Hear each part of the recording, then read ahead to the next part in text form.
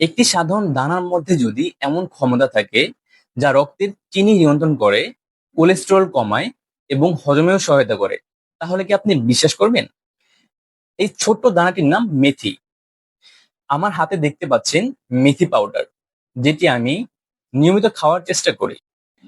এই মেথি নিয়মিত খেলে ডায়াবেটিস রোগীদের জীবনে আনতে পারে অবিশ্বাস্য পরিবর্তন। আচ্ছা, মেথি কি?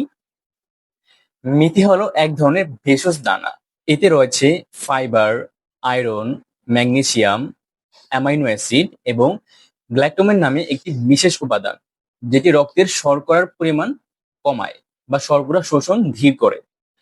আচ্ছা, ডায়াবেটিসে মেথির ভূমিকা কি? মেথির মধ্যে থাকা সলিউবল ফাইবার বা গ্লাইকোমেন রক্তের শর্করার শোষণ ধীর করে। তাছাড়া এটি ইনসুলিন সংবেদনশীলতা বা ইনসুলিন সেন্সিটিভিটি বাড়ায়, যার ফলে ইনসুলিন শরীরে ভালোভাবে কাজ করতে পারে। একটি গবেষণায় দেখা গেছে নিয়মিত মেথি খেলে টাইপ 2 ডায়াবেটিস রোগীদের ফাস্টিং ব্লাড সুগার 15 থেকে 20% পর্যন্ত কমতে পারে। আচ্ছা, আরো কিছু স্বাস্থ্য উপকারিতা। এটি হজমে সহায়তা করে, ত্বক এবং চুলের জন্য উপকারী, গ্যাস্ট্রিক এবং অ্যাসিডিটি কমায় এবং ব্রেস্ট মিল্ক প্রোডাকশন বৃদ্ধি করে।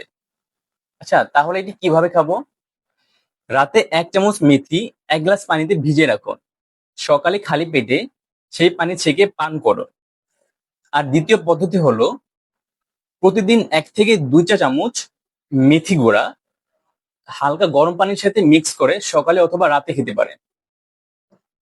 তাছাড়া এটি রান্নায় ব্যবহার করতে পারে।